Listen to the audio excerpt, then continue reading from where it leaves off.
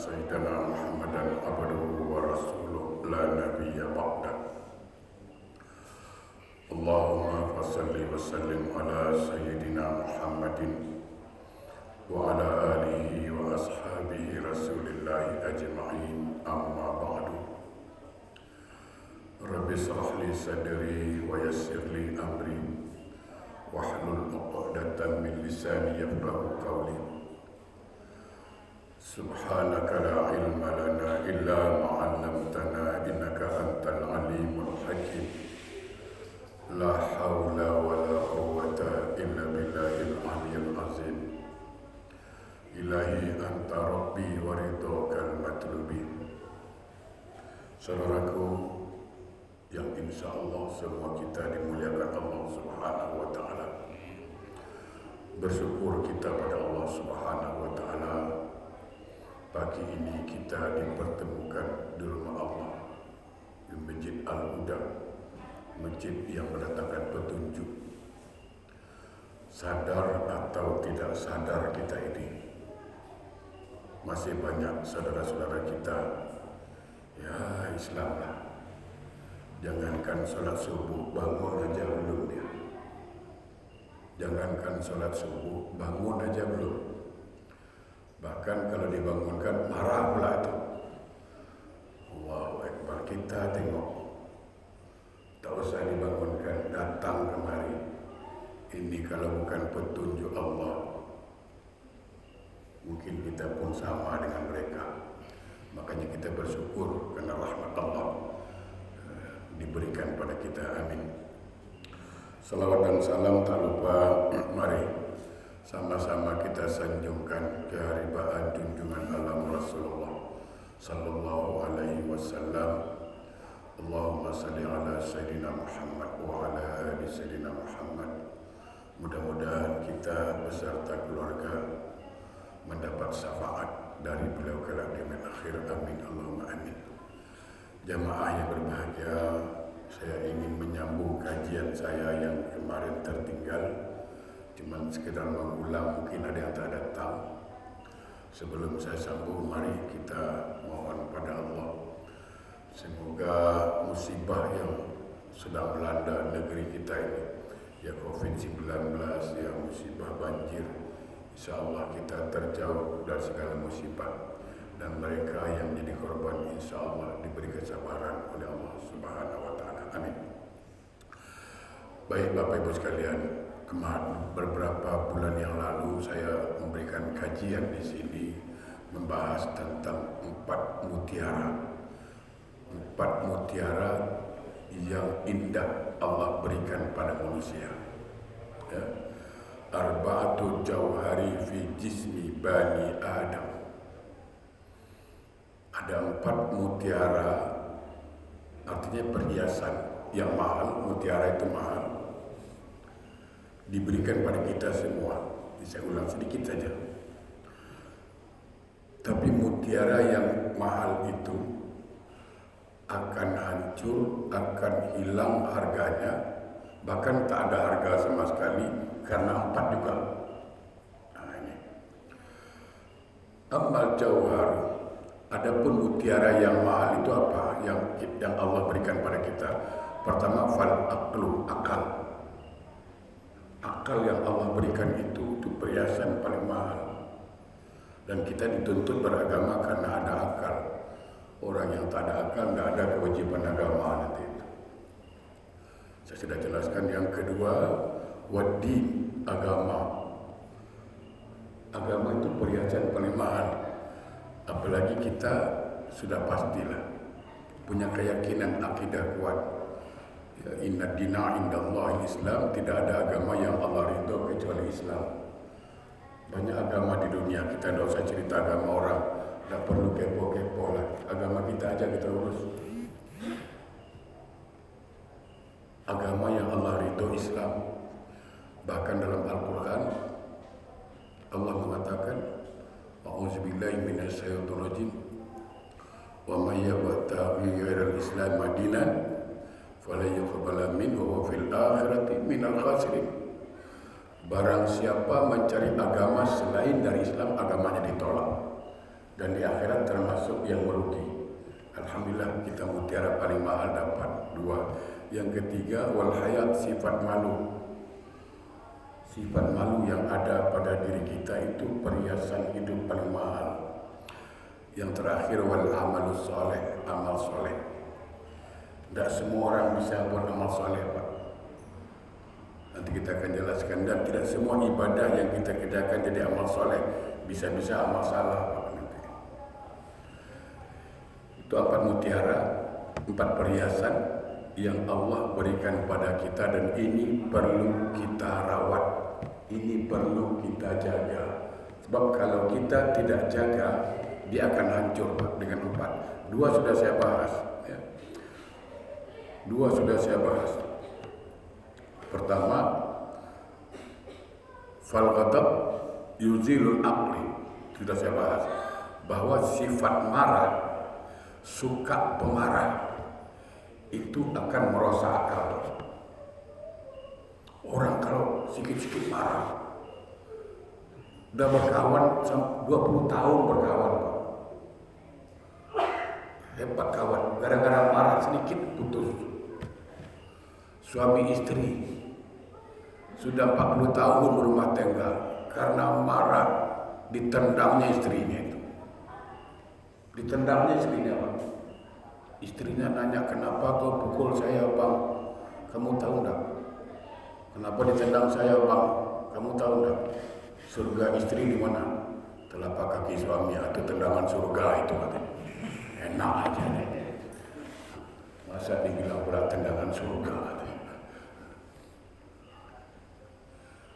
40 tahun rumah tangga, Pak. Gara-gara marah, tidak boleh kontrol, cerai. Sudah saya bahas, saya ulang lagi. Wal hasad yuziluddin, sifat hasad, dengki, iri, Pak, itu yang merosak agama. Saya kalau cerita gini banyak orang marah nanti. Betul kan? Akhir-akhir ini tiba-tiba agama kita kan dipermainkan. Akibat apa? Hasad, dengki, iri. Hasad itu apa? Tidak boleh tengok orang senang, tidak boleh tengok orang bahagia, tidak boleh tengok orang sukses. Iblis itu, Pak, dulu taat pada Allah itu. Taat. Iblis itu taat pada Allah dulu. Namanya Izazil.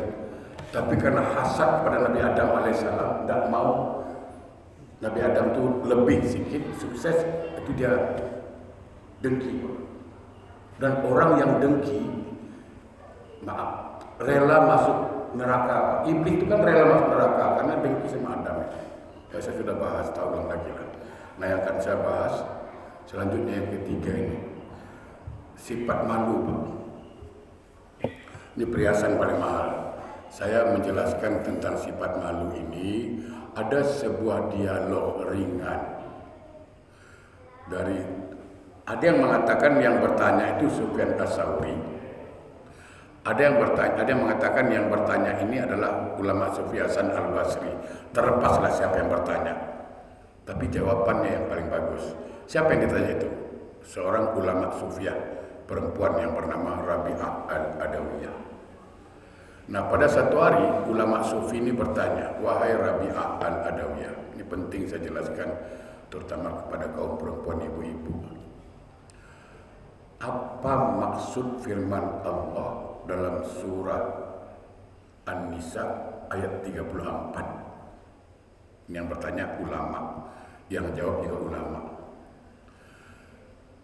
Ayatnya, a'udzubillahi minasyaitonirrajim, ar-rijalu qawwamuna 'alan nisa bima faddala ba'dhum 'ala ba'dhin. Sesungguhnya laki-laki memimpin perempuan karena di antara mereka ada kelebihan masing-masing. Nah, yang dipertanyakan apa kelebihan mereka masing-masing ini? Apa kelebihan laki-laki dan apa kelebihan perempuan? Nah, itu yang ditanya. Maka Rabi'ah Al-Adawiyah menjawab, dan ini boleh kita buktikan, ilmiahkan sekarang. Kata Rabi'ah Al-Adawiyah, kepada laki-laki Allah berikan 9 tingkat akal. 9 tingkat akal, 1 tingkat nafsu, Malu Allah kurangkan. Jadi kalau laki-laki kurang malu itu Pak, itu sudah. Kan Bapak tengoklah turun dari mobil kencing di tengah jalan. Nyuruh di mobil sekali dia. Bedanya dengan anjing angkat kaki aja Pak. Kalau sempat diangkat kaki sebelah mirip sekali itu. Iya. Karena tepi jalan tuh dia slow aja. Macam tak ada orang di bawahnya. Malu itu kurang. 9 tingkat akal bagi laki-laki, 1 tingkat nafsu. Malu Allah kurangkan. Jadi nafsu laki-laki ini lemah Pak sebenarnya. Itu makanya orang sibuk cari obat kuat. Bapak tengok di FV itu paling banyak obat kuat untuk laki-laki itu Pak. Mana ada untuk perempuan? Bapak cari obat kuat perempuan mana? Saya tunjukkan saya. Bapak cari.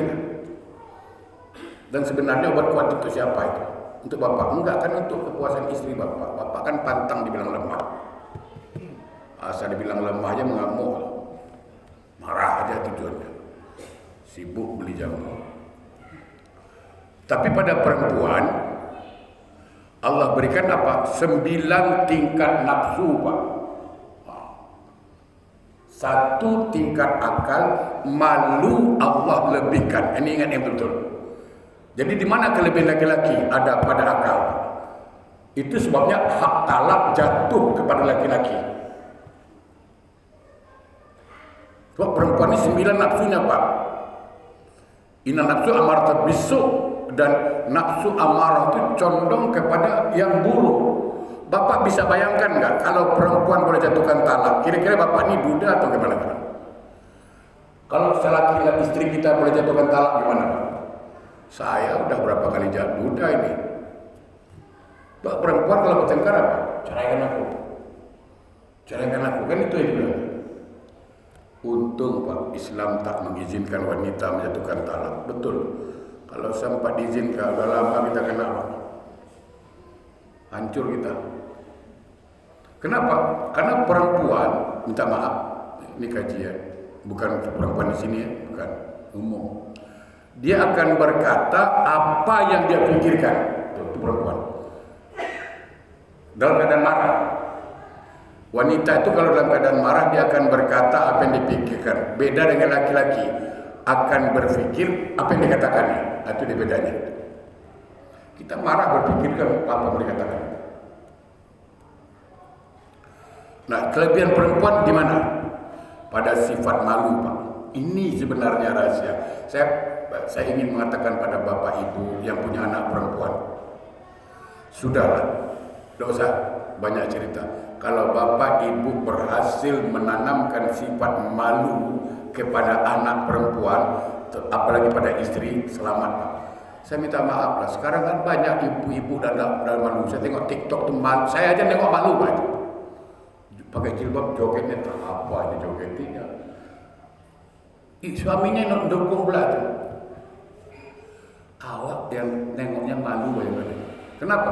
Kenapa? Saya tidak kan hobi Pak Ustaz. Ya hobi-hobi juga lah, tapi tidak usah tunjuk-tunjukkan orang lah. Ibu bapak tengoklah di FB itu. Perempuan-perempuan berjoget pakai jilbab, istri orang dibaring-baring di tengah jalan, apa itu? Sifat malu tidak ada lagi. Jadi kuncinya Bapak Ibu sekalian, senang. Saya ingin anak saya selamat Pak Ustaz, anak perempuan saya. Ini sekarang zaman udah kacau ini. Kalau Bapak Ibu berhasil menanamkan sifat malu kepada anak, yakin saya anak Bapak Ibu selamat. Tapi kalau sifat malu anak kita udah nggak ada, susah. Betul. Kalau sifat malu pada anak kita tidak ada lagi, ya itu susah. Ibu-ibu saya nasihati, jangan ngomong lagi, nanti ibu ngomong juga lagi. Kadang-kadang ibu-ibu ini juga istri kita, masuklah Pak, jangan malu-malu Pak. Di sini nggak ada malu Pak, di sini tidak perlu malu-malu Pak. Apa pula lah begitu. Malu itu bagian dari iman. Masa orang dibilang jangan malu-malu? Masuklah Pak, tidak usah malu-malu. Kalau di rumah ini nggak payah malu Pak, apa pula nggak payah malu? Malu itu perhiasan hidup. Nah, jadi sekali lagi saya katakan apa? Ibu, bapak, kalau kita, terutama kaum perempuan, karena malu ini Ini perhiasan yang kelebihan perempuan. Kalau kita berhasil menanamkan sifat malu kepada anak dan istri kita yang perempuan, yakin anak kita akan selamat. Yakin. Tapi kalau sifat malu yang sudah hilang, sudah selesai. Ya, kenapa mereka mau dibonceng sana, dibonceng sini? Karena malu tidak ada lagi. Ya kan? Kalau malu itu ada apa tidak mau lagi dia. Nah, sifat malu ini Pak, Ibu, yuziluha akan rosak, akan hancur dengan sifat apa? Sifat tamak. Orang kalau tamak itu Pak, hilang sifat malunya. Saya kawan-kawan kita pun kita kenal yang masuk penjara sekarang itu. Kurang apa duit lagi Pak? Miliaran uangnya. Yang ada aja tidak terpakai, yang ada aja nggak habis, masih mau juga. Ini kan sifat malu udah nggak ada lagi, ya kan? Yang ada aja nggak habis, yang ada miliaran di bank itu nggak habis Pak. Masih mau juga lagi itu, bayangkan. Ini kan sifat tamak sampai malu ini hilang. Sifat malu pada Allah. Tolong anak-anak di belakang dia main-main itu. Tolong.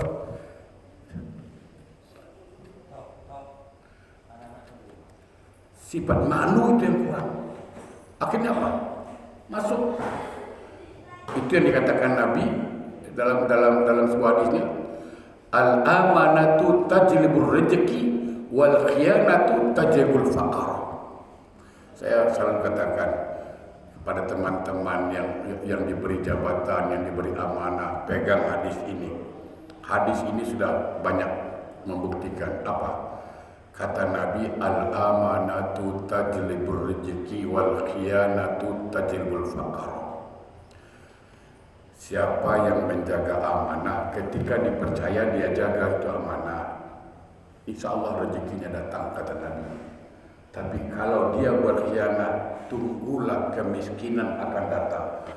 Hampir semua teman saya, sahabat saya yang saya kenal berkhianat dalam amanah, ujung-ujungnya Pak, hancur Pak, hancur deh. Habis itu. Kenapa? Sifat malu tidak ada lagi. Rumah saya dengar sudah 7, tanah sudah sekian puluh hektar, mobil sudah 3, uang sudah berpuluh-puluh miliar di bank, masih juga mau menyikat uang orang itu kan dah hilang sifat malu namanya itu. Aduh, saya bilang kan, ini karena malu tidak ada lagi. Nabi Adam kita bukan menjelekkan Nabi Adam, jangan salah paham. Sejarah membuktikan Nabi Adam alaihissalam. Kurang apa surga itu? Coba bayangkan, kurang apa? Kurang apa nikmat surga itu? Uskun wa zaujukal jannah. Adam tinggallah di surga. Mau makan apa Adam makanlah, terserahlah. Cuman satu yang Allah larang pada Adam, jangan kau dekati pohon ini. Kan itu saja larangannya. Tapi karena tamak ini tadi, nah itu dia. Hilang sifat malu. Padahal cuman jangan dekati pohon itu aja. Tapi itulah hasutan iblis itu, hebatnya. Pelajarannya apa, Pak? Hati-hati ketika berada di tempat enak. Nabi Adam itu Pak tergoda di tempat enak, Pak. Iblis tergoda di tempat enak surga, Pak. Rata-rata orang kalau berada di tempat enak godaannya itu luar biasa, Pak. Hati-hati sifat tamak. Bersyukur apa yang Allah sudah berikan pada kita. Jangan berpikir yang belum ada aja kita ini. Ya. Nah, sifat tamak itulah yang akan menghabiskan, merosak rasa malu. Oleh karena itu jamaah yang berbahagia, lawanlah sifat tamak dengan bersyukur pada Allah Subhanahu wa taala. Yang terakhir, wal amalus saleh. Amal soleh itu perhiasan paling mahal. Saya mau jelaskan sedikit Bapak Ibu sekalian, apa itu amal soleh. Apakah semua ibadah yang kita kerjakan boleh dianggap amal soleh? Belum tahu Pak, belum. Kata ulama, sesuatu itu disebut amal soleh dengan dua sebab. Dua sebab. Kalau dua sebab ini ada pada kita, insya Allah dia jadi amal soleh. Pertama, apabila amal itu kita kerjakan dan diterima oleh Allah SWT, maka itu amal soleh. Nah, itu bukan bicara sah atau tidak. Kalau bicara sah atau tidak suatu amal, itu kan bicara fikih. Cukup syarat dan rukunnya sah, tidak cukup syarat dan rukun batal. Itu kan bicara gitu itu. Kita tidak bicara fikih, Pak. Apakah sholat yang saya kerjakan ini amal soleh? Apakah puasa yang saya kerjakan amal soleh? Apakah haji yang saya kerjakan amal soleh? Ya, kalau amal itu diterima Allah. Kalau tidak diterima Allah, tetap jadi amal salah. Kok bisa tidak diterima Pak Ustaz? Kan bisa gitu. Banyak sebab Pak. Banyak sebab. Saya kasih 3 saja yang besar. Banyak. Atau 4 lah. Ada 8 sampai 10 sebab kenapa amal ditolak. Karena waktu barangkali. 1. Kalau amal itu dikerjakan tidak ikhlas, dia ditolak. Betul. Ya kan? Karena syarat amal itu kan ikhlas. Dalam Quran kan jelas ayatnya, auzubillahi minasyaitonir rajim, wa ma umiru illa liya'budullah mukhlisina lahud-din. Kata Allah, aku tidak menyuruh engkau beribadah kecuali ikhlas semata-mata kepada Allah dalam menegakkan agama Allah. Artinya, kalau tidak ikhlas tak usah buat. Ini Pak. Iblis di sini hebatnya dia. Dia mau goda kita supaya jangan sholat, supaya jangan haji, supaya jangan puasa. Enggak bisa dia. Oke lah, kerjakanlah. Tapi bagaimana supaya tidak diterima Allah? Nah, dimasukkanlah sifat riya, sifat ujub. Ini yang merosak. Kerjalah, sholatlah, pergi haji, umrahlah tiap tahun. Tiap tahun umrah Pak. Tapi ada sifat riya di situ. Inna yasir min riya syirik. Sedikit saja dari riya itu syirik. Sedikit saja. Saya kasih contoh. Sekarang ada kari kambing, ada gulai kambing, satu kuali, nikmat, wangi baunya, menggelegak. Tapi masuk satu tai kambing ke dalamnya, mau kita makan? Tidak mau. Padahal satu tai kambing itu kan tidak merubah rasa, tidak merubah bentuk. Tapi kenapa tidak mau? Karena jijik, ada kotor di situ. Sama. Sebaik apapun bacaan sholat kita, sehebat apapun gerak-gerik sholat kita, kalau di situ ada kotoran riya, Allah tak terima itu. Tak terima itu. Ingat Bapak Ibu sekalian, saya selalu bayangkan kita ini pedagang Pak di dunia. Dunia ini kawasan kita berdagang. Dagang kita amal Pak, pembelinya Allah. Kalau Allah tidak mau beli, mau jual kemana lagi kita ini? Kalau jualan di dunia ini bolehlah, sini tidak laku bawa ke sana, sana tidak laku promo ke sini. Tapi jualan sama Allah, kalau tidak laku tidak mau lagi Allah. Kita saja Pak beli baju, warnanya cocok, modelnya cocok, harga cocok, tapi koyak di sini sedikit pun kita tolak Pak. Tidak mau kita rosak sedikit pun. Kita aja tidak mau barang rosak. Emangnya Allah tidak tahu barang rosak? Ya pikir Allah tuh kaleng-kaleng apa? Ya, enggak. Jadi jangan dianggap semua orang pergi umroh itu amal soleh, belum tahu. Kadang-kadang kita baca di Facebook, saya rajin buka Facebook itu. Kadang-kadang ada saya tengok ibu-ibu nulis apa. Saya tak tahu kenapa dia nulis itu. Bagus kalimatnya Pak, cuma tak tahu saya sebabnya. Alhamdulillah, walaupun berbuka dengan ikan masin, sambal belacan, tapi nikmat sekali berpuasa hari ini. Ini sebenarnya dia sedang ngomong apa ini? Ngapain ngomong situ? Alhamdulillah kami dapat santunan kepada anak yatim, foto ramai-ramai.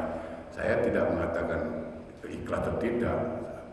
Kalau ada unsur yang di situ bahaya itu. Ya kan?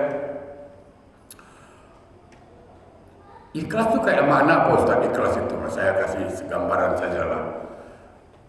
Gini, saya bacakan Al-Quran, Bapak sendiri nanti dapat bayangkan. A'udzubillahi minasyaitonirrajim. Bismillahirrahmanirrahim.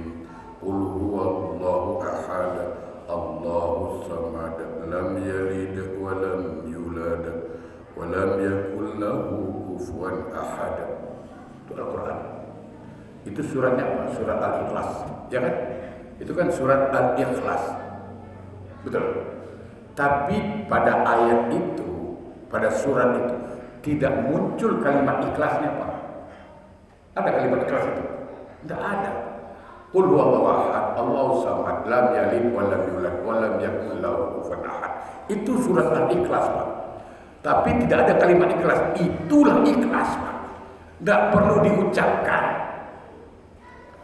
Kita ikhlas ngamuk satu kampung. Aku tolong kau ikhlas ya. Ikhlas lo, ikhlas. Astagfirullahaladzim. Jerit-jerit bilang ikhlas itu. Orang ikhlas itu gak ada suara, Pak. Bapak makan enak-enak, ketam makan udang, makan daging, pagi-pagi keluar di WC. Ikhlas gak keluar-keluarnya? Nah, itulah ikhlas, gak ngomong lagi itu. Mana ada bising-bising. Jadi kalau masih ngomong itu gak ikhlas itu. Dia merasa agak amal. Jadi jangan tertipu dengan orang umroh dengan banyak sedekah kalau dia tidak ikhlas merasa. Satu.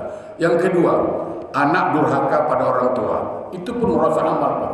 Kenapa? Karena tidak diterima Allah amalnya. Ridha Allah fi ridha walidain wa sukhtillah fi sukhti walidain. Ridha Allah tergantung ridha orang tua dan murka Allah tergantung murka orang tua. Itu persoalan, Pak. Jadi kayak manapun 1 miliar satu hari kita sedekah, tiap tahun naik haji, tiap bulan umroh. Tapi kalau durhaka sama orang tua gimana? Sukhti ummi hajaba lisanahu an syahadati la ilaha illallah. Kemurkaan ibu pada anaknya akan mengunci lisan anaknya ketika meninggal dunia menyebut kalimat la ilaha illallah. 2. Yang ketiga, yang tidak bertegur sapa lebih dari 3 hari. Itu kan selalu kita dengar hadisnya itu. Barang siapa tidak tegur sapa lebih dari 3 hari, Allah menolak amalnya. Dia bukan 3 hari, sudah 3 tahun nggak teguran itu. Gimana? Sholat dia tuh, ke masjid juga itu. Puasa tiap tahun itu, puasa sunat lagi itu. Itu kan persoalan lagi itu. Nah, kita sangka itu amal soleh juga, padahal ada kotor. Saya selalu katakan, Bapak Ibu, kalau kita putus silaturahim, Allah mengatakan apa? Ittaqullaha allazi tas'aluna bihi wal arham. Takutlah pada Allah, jaga silaturahim. Hati-hati. Apabila silaturahim kita putus, apabila kita tidak tegur sapa dengan tetangga, dengan adik-beradik, dengan sahabat lebih dari 3 hari, pertama, itu haram. Yang kedua, dia tidak akan masuk surga. Kata Nabi dalam hadisnya, la yadkhulul jannah qati'ur rahim. Tidak akan masuk surga orang yang putuskan tali silaturahim. Yang ketiga, dia mati su'ul khotimah. Kenapa? Dalam keadaan haram. Dia mati su'ul khotimah. Kenapa? Karena dalam keadaan bermaksiat. Ini kan berbahaya. Itu 3. Yang keempat, amanah harta yang Allah berikan. Hati-hati. Bapak, ibu dikasih harta lebih, itu amanah harta. Keluarkan zakat. Keluarkan zakat. Jangan tunggu.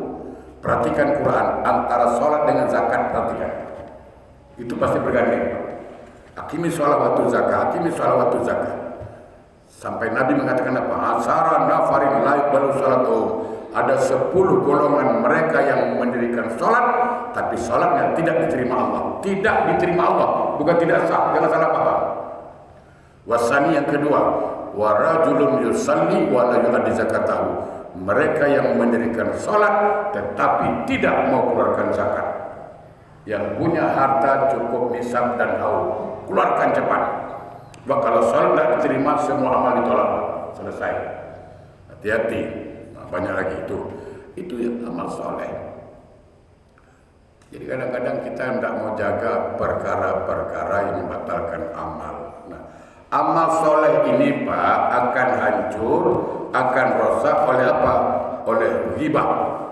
Suka mengata orang. Nah, ini pun saya selalu katakan. Di akhirat itu masalah ini yang paling payah. Jadi amal soleh itu satu.